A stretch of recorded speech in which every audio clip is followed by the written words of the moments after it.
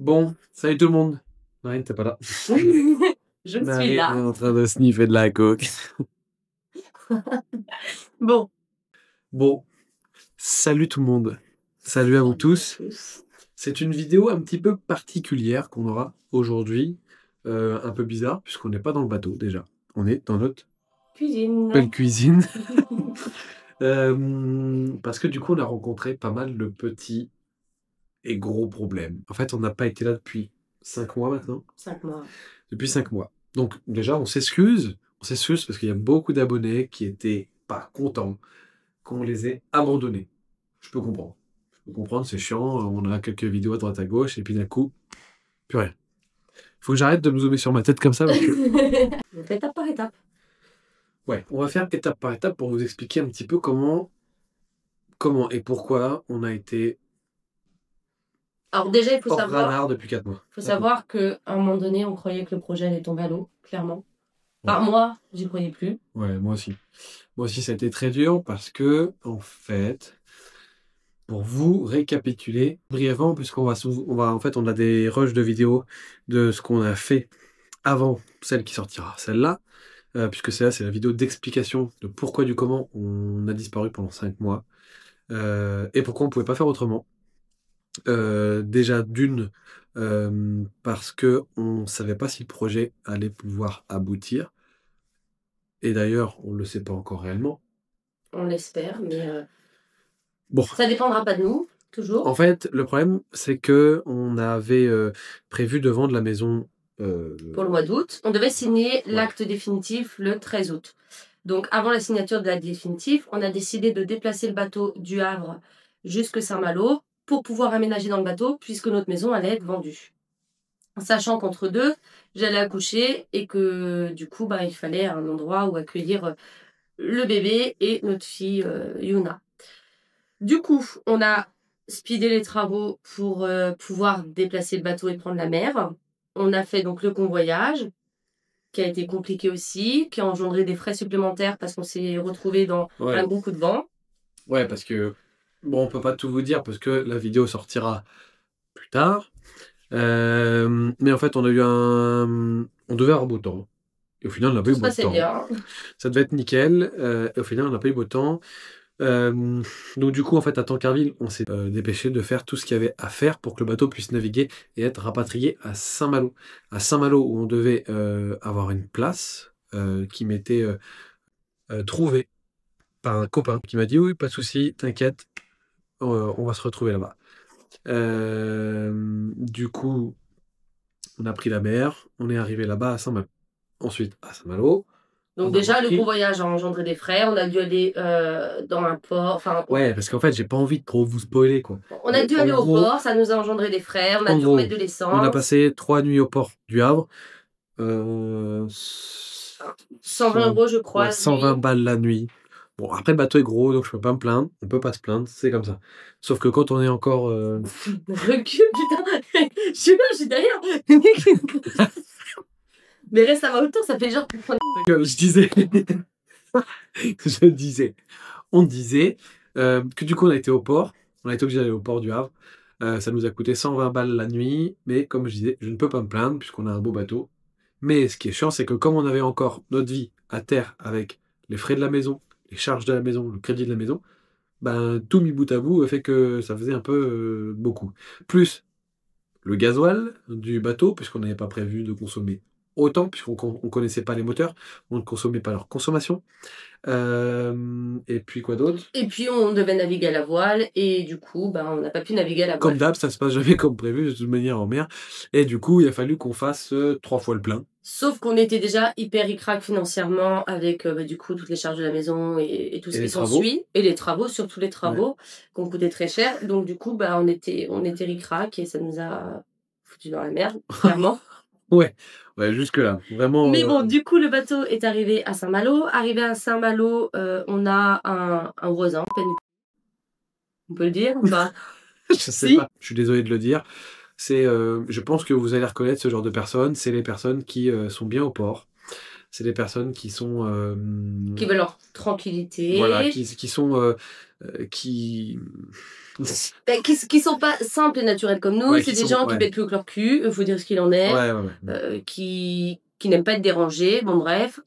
Voilà. Et du coup, ce monsieur-là, on le dérangeait parce que notre bateau dépassait un petit peu de la place de port, parce que sur les documents les cartes de navigation. Non, sur l'acte de franchisation, Ah, le ah, bateau, bon.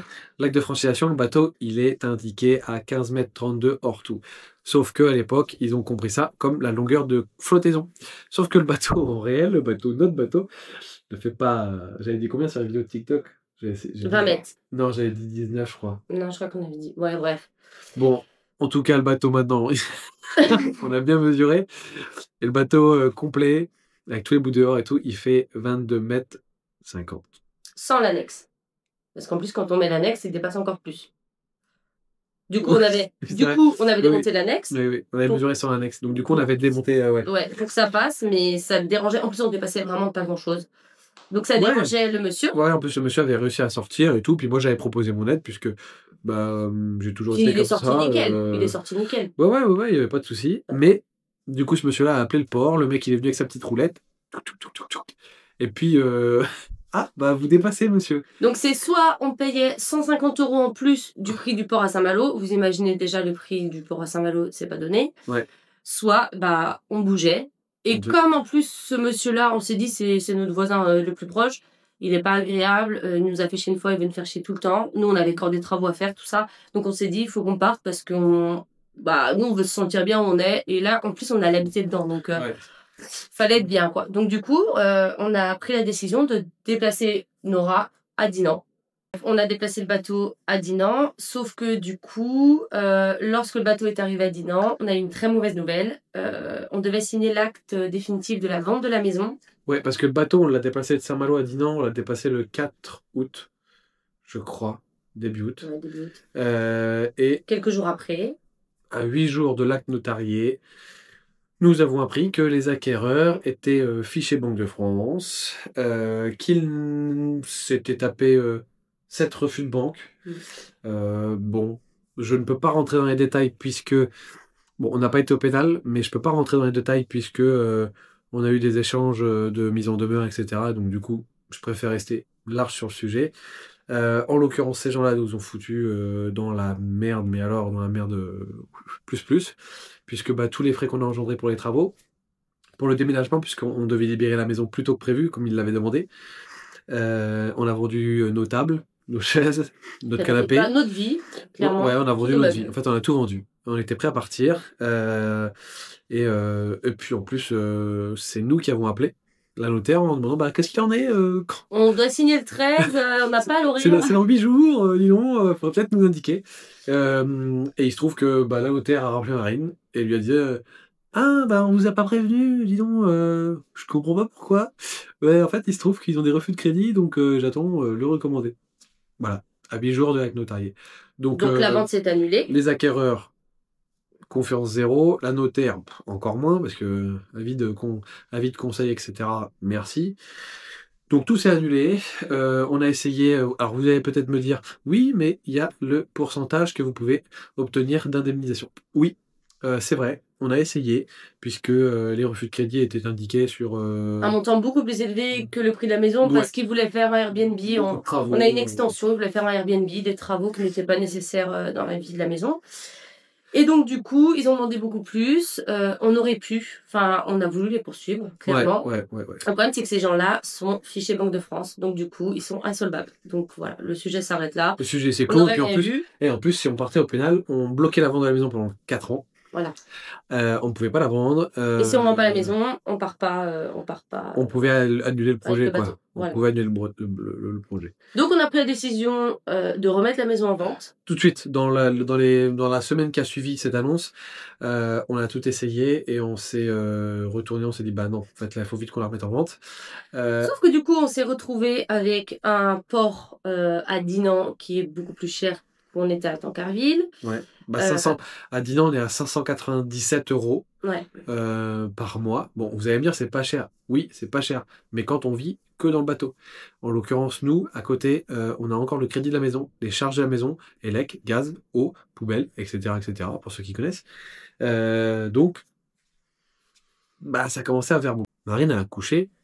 En plein dedans. On est parti donc à Dinan par rapport aux soucis avec notre cher voisin. Ouais. On a réussi à décaler le crédit de la maison pendant 6 mois. Ce qui nous a permis à côté de pouvoir régler le port de Dinan, de pouvoir régler donc du coup le port de Tadin, puisque du coup on a réussi à trouver un AOT sur le fluvial pour 40 € par mois. Donc c'est les tarifs qui sont en vigueur, hein, il n'y a pas d'embrouille, il n'y a pas d'entourloupe. Mais du coup c'est pas une très très bonne place évidemment, hein. On touche le fond, je fais que de toucher la vase. Et pour rentrer jusqu'à cette place-là, j'ai raclé toute la vase qu'il y avait dans Chenal. Mais ça c'est pareil, on vous expliquera ça plus en détail. Ça, on l'expliquera dans le convoyage. Donc dû à ça, on a trouvé la place de Tadin. Voilà, Maintenant... donc on a été à Tadin parce que du coup on a été à Dinan pour y vivre à la base. Hein, quand on a déplacé le bateau, on devait vivre dans le bateau à Dinan en attendant le grand départ.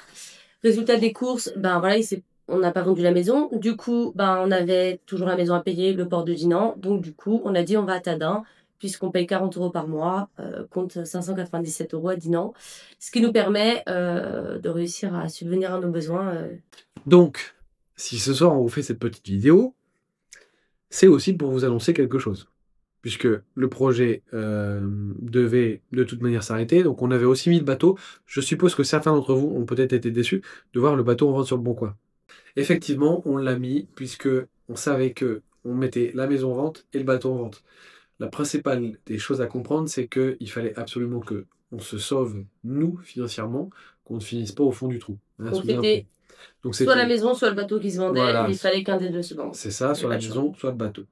Donc en l'occurrence, le bateau est toujours en vente à l'heure actuelle, puisque tout juste, nous venons de signer un compromis.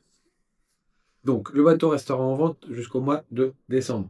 Parce que même si on a un compromis de signer et ça que l'acheteur a l'air très correct, très honnête, il gagne bien sa vie. On a tellement été déçus, on ne fait plus confiance. On ne fait plus confiance à personne, donc du coup, le bateau va rester en vente jusqu'au mois de décembre. Le mois de décembre, a priori, on pourrait déménager le 20 décembre, a priori, peut-être un peu avant. L'acte final. Donc, on se réserve pour l'instant jusqu'au mois de décembre. On se protège, on se dit rien, voilà, on attend. Donc, on vous annonce que là, pour l'instant, à l'heure actuelle, le projet repart. Je pense qu'on va y emménager au mois de janvier. On va laisser passer les fêtes. Ouais, on va aller chez la famille pendant les fêtes, je pense. À mon avis, pour voilà, rien avoir à gérer. Et... C'est ça. Pour une fois que c'est pas nous qui gérons Noël. Moi, ça me va. On en profite. Et c'est pareil, du coup, quand on n'avait pas l'argent, on n'a pas pu. On a isolé donc la cabine capitaine, la cabine des enfants. Ouais. Mais on n'a pas pu isoler le plafond au niveau du carré, de la cuisine, etc. Carré, cuisine, couloir. Et ça, il faut le faire avant d'arriver dans le bateau quand même. Ouais. Donc dès qu'on a l'argent de la maison, parce que ça coûte cher, dès qu'on a l'argent de la maison, on peut continuer les travaux. Parce qu'il faut savoir que sur un projet d'une vie comme ça, toutes les économies, l'épargne des années, elles passent dans le projet, il n'y a pas de choix. Tout y est passé, hein. On le savait. On le savait, et rien que Marine parle de l'isolation. Nous on a mis de l'armaflex, puisqu'on pouvait pas mettre du liège projeté, puisqu'on avait trop d'accastillage à droite à gauche.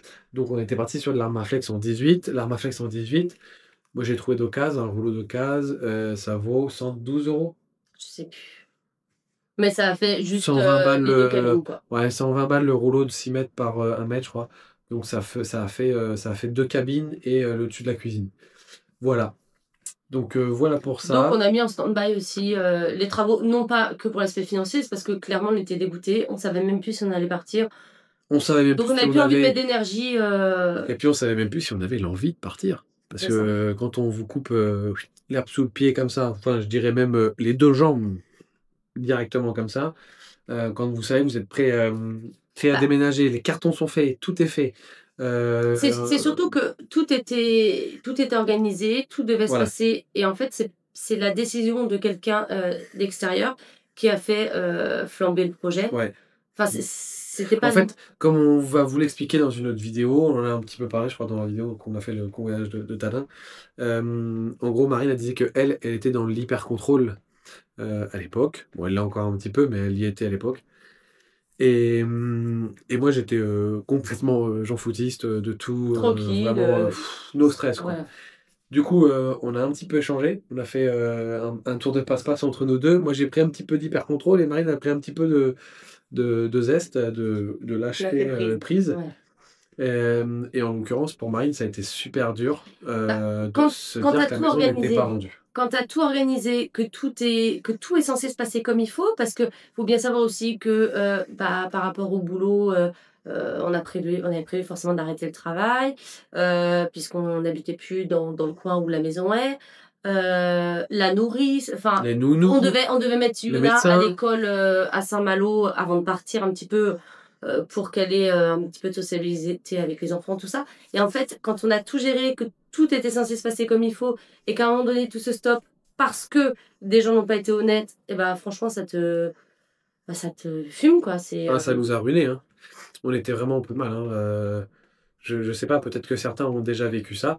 Mais alors, nous, comme on s'est toujours dit, par contre, sur cette situation-là, pour nous essayer de relever la tête de ce qu'on pouvait avoir, on s'est toujours dit, il y a pire que nous. Ah oui. Il y a pire que nous. Et de toute manière, On s'est dit, on est en train de le voir. c'est que de l'aspect financier. Il pourrait y avoir des décès, il pourrait y avoir des maladies graves dans la famille, ou même pour nous. Voilà. On s'était dit ça. On s'était dit, il y a toujours pire. Vraiment, il y a pire, pire, pire. On a un toit sur notre tête. Du coup, on avait deux toits sur notre tête. On avait 2 toits sur notre tête, donc au pire des cas, on pouvait choisir. On pouvait encore manger. Enfin voilà, on n'était pas non On plus. n'était pas tout seul, on avait aussi la famille qui pouvait nous dépanner si on avait besoin. Ouais, on a aussi la famille qui nous a aidés. Et qui l'a fait. Qui l'a fait sans broncher. Qui l'a fait sans broncher pour nous aider. Et donc ça, on les remercie beaucoup. Parce que franchement, sans eux, je sais pas comment on aurait fait. On aurait peut-être laissé durer. Procédure. Enfin, vous savez, avec la banque. On envoie les courriers, les machins, les trucs. Donc ça aurait peut-être été ça, jusqu'au mois de Je pense qu'on aurait janvier. pu s'en sortir difficilement. Ouais. Là, on vit comme avant, finalement, grâce à l'aide de la famille. Ouais.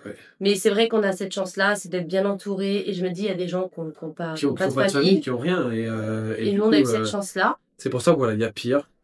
Il y a pire. Donc, et tant mieux qu'on ait pris les choses comme ça, parce qu'il y en a plein que je pense qu'on aurait dit stop, c'est trop risqué, c'est trop. Et qu'on aurait tout arrêté. Ouais. Et on se dit, après 1 an de travaux acharnés dans le bateau, on a mis toutes nos économies dans ce projet-là. On a mis de côté nos vies de famille, parce qu'il faut savoir que on s'est séparés, hein, on travaillait tous les deux.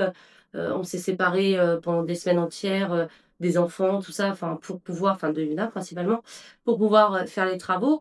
Et du coup, on a fait énormément de concessions et on a envie que ça aille jusqu'au bout, quoi, parce que on s'est donné les moyens. C'est ça. Et en fait, il y avait tellement de bons moments qu'on a passé sur ce si peu de temps qu'on a eu le bateau, qu'on avait le bateau à notre disposition pour naviguer, etc. On a quand même passé des bons moments qui nous ont rassurés. En fait, dans notre galère, il y a eu des bons moments et ça a surpassé tous les mauvais moments, en fait, entre guillemets, qu'on a eus. Et du coup, ça nous a donné, pas peut-être plus de motivation, mais au moins juste la petite lueur d'espoir qui nous tenait à nous dire lâchez pas, parce que il y a plein de petites choses qui... de belles choses que nous avons. Qu'est-ce qu'on avait vu rien que pendant le convoyage qui a été très compliqué, à un moment donné, on a pêché du maquereau, on a fait un barbecue avec ton père. Et c'était un moment magique. Ouais, on s'est arrêté au village et tout. Et juste ce moment de bonheur-là, il a effacé pratiquement tout le reste, en fait, toute la merde qu'on a eu du convoyage. Dès le départ. Donc, nous, ça nous a fait du bien. C'est des petits détails, en fait, qui font que... Donc, du coup, on s'est dit, on peut pas trop abandonner, quoi. S'il y a tout ça qui vient après, en termes de bonheur, on pouvait pas... ça nous emmerdait d'abandonner, quoi. Mais c'est dur, hein. C'est super dur, quoi. À tenir mentalement, le stress. Parce qu'en fait, vous contrôlez plus rien. Vous savez pas où est-ce que vous en allez.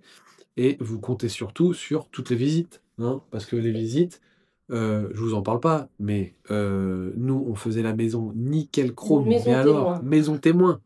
On faisait un ménage de zinzin. L'extérieur tombe la pelouse à chaque midi. Je dis pas que c'était ça chez nous. Hein. Je ne dis pas ça. Non, mais on a des enfants, donc forcément, il y a des joints un peu à traîner par terre. Voilà. On a des enfants, quoi. Donc, et là, on tondait la pelouse à chaque fois, on nettoyait tout nickel chrome et on s'est donné vraiment à 100% pour que la maison se vende le plus vite possible. Et on a fait combien de visites? On a depuis qu'on l'a remis en vente. Au moins une vingtaine. Hein. Ouais, pas loin, 15-20, je dirais. Depuis qu'on l'a remis en vente, on a fait au moins entre une quinzaine, une vingtaine de visites.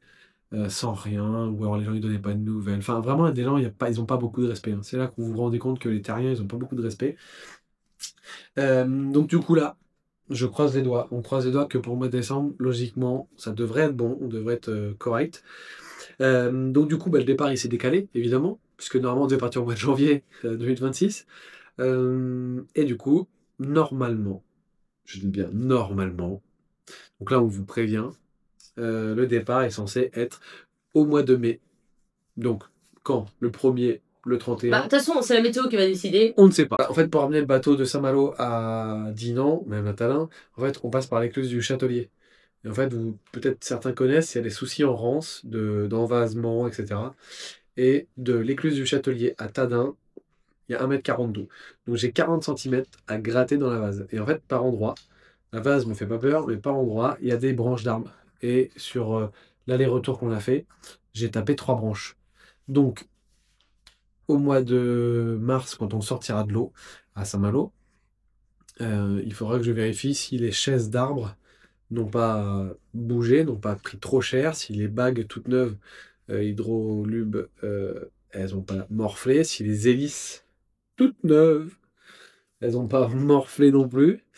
Après, on le savait, hein, que... Mais on savait, c'était un risque, voilà, ça on le savait. De toute façon, on n'avait pas le choix. On n'avait pas le choix. Donc, Puis, bref, un petit tour de vérification. bah, le carénage, je crois, comme d'hab, et puis la peinture des flancs qu'on n'a pas réussi à terminer à Tancarville, puisque à chaque fois, il fait un temps de chien. Donc on n'a jamais réussi à faire. Après, c'est la Normandie. Hein. Arrête, on va s'attirer les foudres des Normands. En vrai, je sais bien qu'on est Bretons, qu'il y a une petite guéguerre entre nous, mais non, non, déjà qu'ils ont le Mont-Saint-Michel, j'ai pas envie de me faire. Non. On va dire qu'il fait beau en Normandie. Bon, mais il fait beau, on n'a jamais réussi à finir la peinture. Voilà. Donc du coup, voilà pour ça. Donc logiquement, je croise les doigts, on croise les doigts. Mais logiquement, à partir de décembre, on est sécurisé, la maison est vendue et le projet continue. Et les vidéos YouTube aussi. Et donc nos vidéos vont forcément reprendre. On a 2 ou 3 vidéos qui vont devoir arriver à la suite de celle-ci. Et puis... Où on va vous expliquer le convoyage. Une quand on avait fait le salon la nautique, qu'on n'a jamais posté parce que... Oui, parce qu'on avait, au mois de mai, on avait fait le salon nautique de Saint-Malo. Et d'ailleurs, j'avais rencontré un super jeune homme qui était de la FFVL. Et qui avait un super projet pour réintégrer les personnes les personnes à oui, parce qu'à chaque fois, je dis... handicap. Oui, parce que Marine, je me fais engueuler à chaque fois. Marine me dit, il faut arrêter de dire handicapé. Bon, moi, j'ai toujours dit handicapé. Ouais, mais maintenant... Marine, elle fait partie du domaine. Donc... Voilà, donc maintenant, c'est les personnes à mobilité réduite.